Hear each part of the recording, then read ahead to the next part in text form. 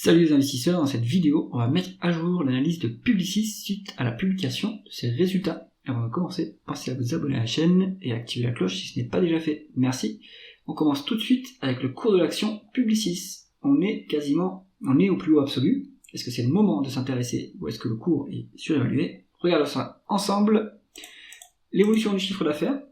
On est sur une croissance médiane qui est honorable à 7,5% sur la période étudiée. On a quand même eu des phases de décroissance pendant 2020, on peut comprendre. En revanche, en 2017, là, c'était plus inquiétant. Mais depuis quelques années, on revient sur un niveau de croissance qui est correct. La dernière publication disponible pour 2024 fait état d'une croissance de 8,3%, ce qui est tout à fait honorable. On a été aidé par une petite acquisition de 900 millions. Donc ça permet de consolider les parts de marché. Donc, la bourse jouait la mort du secteur, du marketing traditionnel face au marketing digital, aux réseaux sociaux, etc. Mais en fait, Publicis n'est pas mort et il le prouve bien avec une croissance qui est quand même élevée. Donc, intéressant. On continue avec les taux de marge. Le taux de marge brut de Publicis est très stable autour de la médiane à 43%. Donc là, c'est super. On arrive à maintenir ses prix. Le taux de marge d'EBITDA, pareil, stable. Donc, bonne gestion opérationnelle, on est même sur une augmentation sur les 6 derniers mois, donc ça c'est excellent. On a réussi à dégager de l'efficience opérationnelle et un excédent d'efficience opérationnelle, puisque le taux de marge brut est stable, mais le taux de marge opérationnel a augmenté, donc ça veut dire qu'on a fait des économies sur les opérations, et ça c'est excellent. Taux de marge net, il suit cette évolution du taux de marge d'EBITDA, donc on est sur aussi une bonne gestion financière et fiscale, 10,5%. C'est quand même très honorable, surtout en France, où c'est quand même compliqué d'avoir, vu le niveau d'imposition, des profits élevés. Donc, Publicis Group, il opère sur un secteur qui est pas forcément très très qualitatif, mais l'entreprise, elle, est qualitative, et on le voit grâce à ces taux de marge qui sont stables, voire en augmentation. Ça, c'est super. Continuons avec la conversion des bénéfices nets en free cash flow, et là, c'est merveilleux, on est au double du free cash flow par rapport aux bénéfices nets. D'où ça provient? Amélioration du BFR, 7 milliards sur la période, excellent. Est-ce qu'on a des moindres dépenses en capital? Oui, donc ça c'est un peu moins bien par contre. Est-ce que c'est moins bien? Tout dépend. Il faut faire confiance au management. C'est-à-dire que le management commence à désinvestir dans son appareil productif, c'est-à-dire qu'il voit moins de croissance potentiellement. Donc est-ce que c'est bien, est-ce que le management a raison d'arrêter d'investir autant qu'il faisait auparavant? Là, il diminue son outil industriel, et peut-être qu'il a raison, et que c'est parce que le marché est très mature, et donc du coup, le secteur est très mature, et donc du coup, on n'a plus besoin d'investir autant qu'avant pour dégager une bonne rentabilité.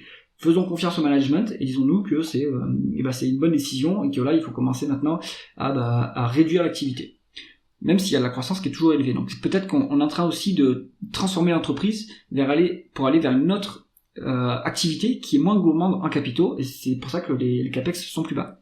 Est-ce qu'on a des other non-cash items? On a 15 milliards en positif, donc ça améliore également les free cash flow. Donc il faut voir de quoi ils sont composés, ces other non-cash items. Rendez-vous dans les tableaux de trésorerie pour comprendre la différence. Donc là, pour valoriser l'entreprise, on utilisera les free cash flow pour être conservateur. On va continuer avec la rentabilité opérationnelle en termes de rendement des capitaux investis.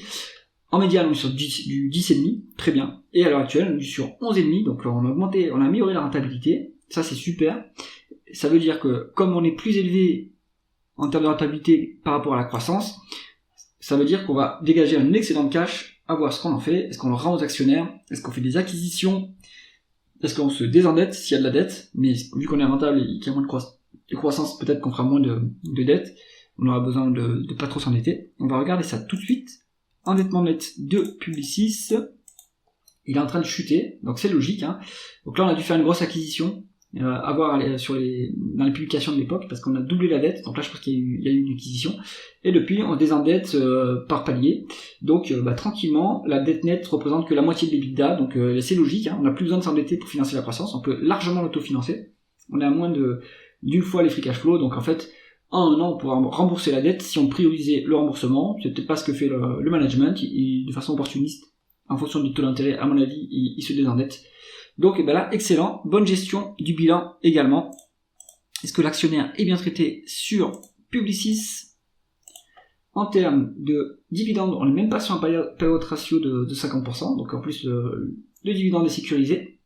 On a versé un rendement du dividende, on va calculer ça, donc ça fait 0,850 divisé par 6. On est sur du 3,3% de rendement du dividende, donc ça c'est très bon.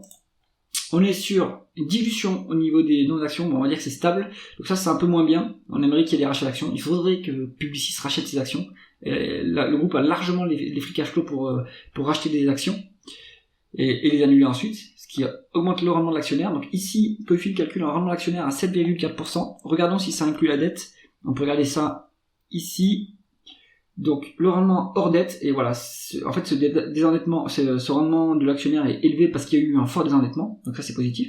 Si on exclut la dette, le rendement de l'actionnaire est à 3,74%, donc en fait ça correspond au rendement du dividende. Et c'est quand même un rendement qui est quand même attractif, et qui va pouvoir augmenter par la suite, vu qu'on a un peu de marge par rapport au free cash flow pour verser le dividende. Donc là, très bon aussi pour Publicis. Est-ce que la valorisation est attractive? On se met en valeur entreprise sur EBITDA, il y a un tout petit peu de dette. Alors là, il n'y a pas de décote, on est même légèrement surcoté, 25 à 30%. Ça reste dans l'absolu pas très chèrement valorisé. On a par exemple Indépendance AM qui est un investisseur value qui est toujours actionnaire de Publicis, mais je pense qu'ils commencent à réduire leur position parce que ça a dépassé leur seuil de cherté, on va dire. Eux, ils sont plutôt sur un niveau de price to free cash flow à 10, et au-delà de 10, ils commencent à alléger. Donc je pense qu'ils se désengagent de la société, qui est passée d'une typologie value à une boîte de turnaround, qui est devenue, on va dire, une boîte de croissance maintenant, de légère croissance.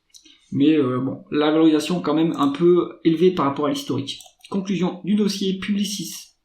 En fonction de votre profil, si vous êtes un investisseur value, je pense que c'est plus le moment pour rentrer sur Publicis. Si vous êtes un investisseur dans les dividendes croissants, c'est le moment, ça peut être intéressant de rentrer sur Publicis. Si vous cherchez, même si vous êtes disons un investisseur rentier, le rendement peut être déjà intéressant. Pour de la croissance, pourquoi pas, mais il va falloir attendre quelques publications pour voir si l'accélération de la croissance qu'on voit ici se poursuit, parce que ça a quand même c'est passé de 22%, donc là il y a eu peut-être une acquisition, mais voilà, cette croissance elle est un peu cyclique. Bon, voyons si ça repart, dans ce cas-là ça pourra redevenir un dossier de croissance, mais bon, plutôt dossier dividende croissant, fonds de portefeuille, à mon avis Publicis, et c'est plus une société value maintenant. J'espère que cette analyse vous a plu. Si c'est le cas, mettez un pouce vers le haut et pensez à vous abonner à la chaîne. À bientôt.